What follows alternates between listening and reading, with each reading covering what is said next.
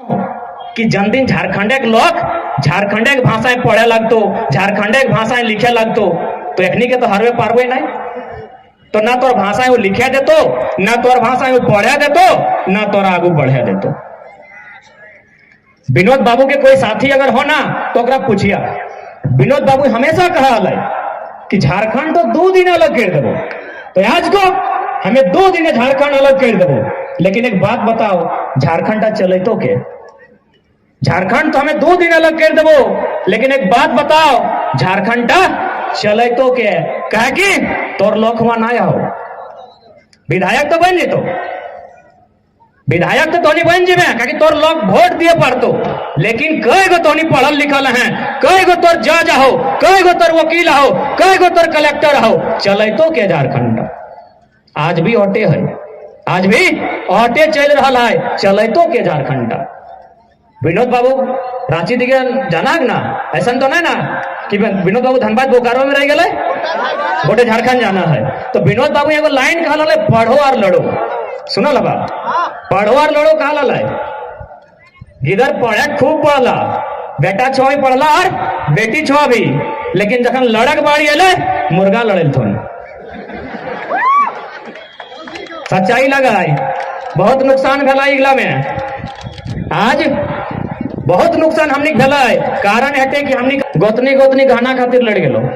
तो विनोद बाबू ये लड़ाई नहीं कहला, विनोद बाबू कहला जखन माटी रोटी बेटी, जखन भाषा संस्कृति, जखन अस्मिता पे संकट है तो तखन लड़ना है। आज खातिर कहला विनोद बाबू कि तोरा आज लड़ना है।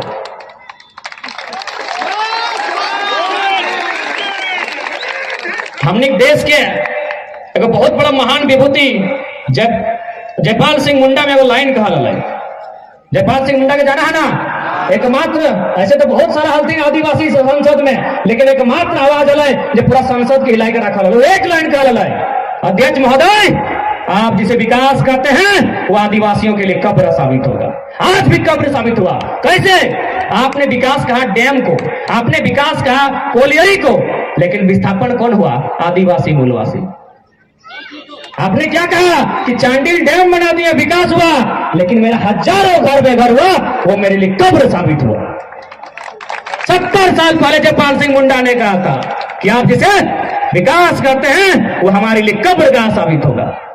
आज वही दर्द औटे दर्द लगो। और एक बात हम हमेशा अपने भाषण में कहते हैं कि हमको किसी व्यक्ति से भेद नहीं है, वो बिहार का रहे, चाहे यूपी का रहे, चाहे बंगाल का। हम अपने राज्य में आपकी भाषाओं को मान्यता नहीं देंगे, क्योंकि राज्य मेरे लिए बना है।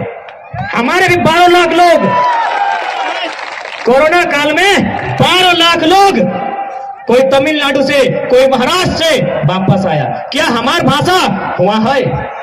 जब ना तो झारखंड चारागाह कहे, झारखंड चारागाह कहे, यह सरकार को बताना होगा। आज तमाम विधायकों से इस सत्र में केवल यही बात करनी होगी कि झारखंडी कौन है, पहचान कीजिए।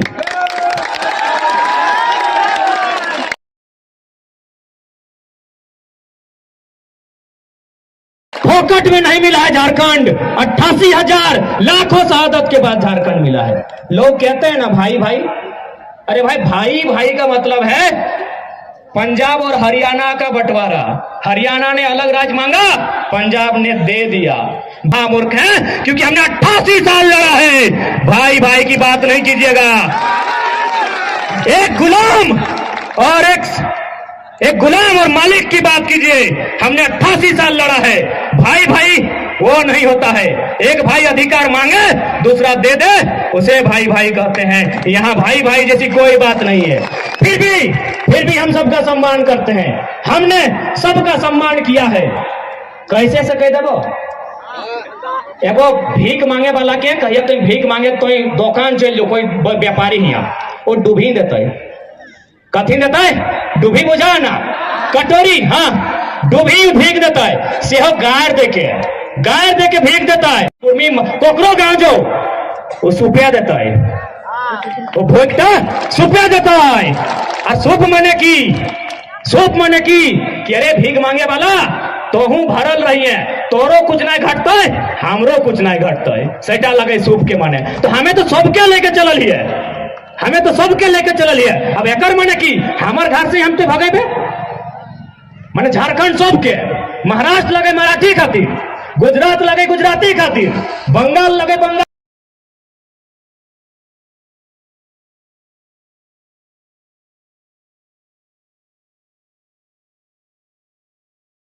खातिर, बिहार लगे बिहारी खातिर, और झारखंड सबके की नहीं ना। एगो गांव में कहावत हल बुझवा, खासकर माही काकी जेठी गिला कि लेलवा बहु सबके भोजी, सुनल है कि लेलवा बहु भैंसुरों भोजी ससुरों भोजी, काम नहीं वो लेला लगे चाहे सियान लगे वो जकर भोजी तकरे भोजी। सैन्य झारखंड जकर लगे ओकरे झारखंड सबके ठिकाना ले लाइए। कहाँ अटके हैं उसमें 395 तक है, तो आप 371 में जाइए, आप संविधान का अनुच्छेद 371A में जाइए, वहां स्पष्ट लिखा है नागालैंड नागाओं का होगा, किसी के बाप का नहीं होगा। 371A में स्पष्ट है कि नागालैंड में कोई बाहरी व्यक्ति जमीन नहीं ले सकता है। 371B असम के लिए ऐसने करते करते तोड़ जाएंगे 10 गो आर्टिकल है जकर में वो राज्य में क्यों जमीन तक ठीक से नहीं ले सकल है। यहां तक कानून है कि अगर विधानसभा से पूछ के कानून बनवे देते। यही नहीं, भारत एक संवैधानिक देश लगे, जे संविधान के उल्लंघन करते वो की कह लेते, देशद्रोही गद्दार कह लेते ना।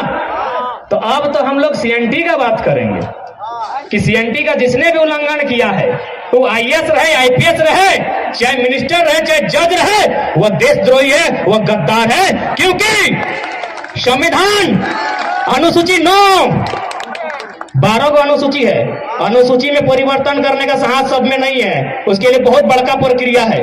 12 को अनुसूची में एक अनुसूची है 9 जिसमें भूमि का कानून है, कानून 284 गो है, कानून 284 गो है, जकर में जम्मू कश्मीर से लेकर तमिलनाडु तेलंगाना जितना राज्य, जितना केंद्र शासित राज्य है सब के जिक्र है, जकर में कानून नंबर 209 है, और में कानून नंबर 209 है। और 209 कानून की गए पता हो, 46, 47, 48, 49 सीएनटी कानून लगे, 71 ABC, 240, 41, 42 सीएनटी कानून अनुसूची 9 में है, जकर में 46 कह रहा है कि एक आदिवासी, एसटी, एससी, ओबीसी का जमीन उसी का कौम का आदमी खरीद सकता है। तो आप बताइए रांची में आदिवासी का जमीन गैर आदिवासी कैसे खरीदा?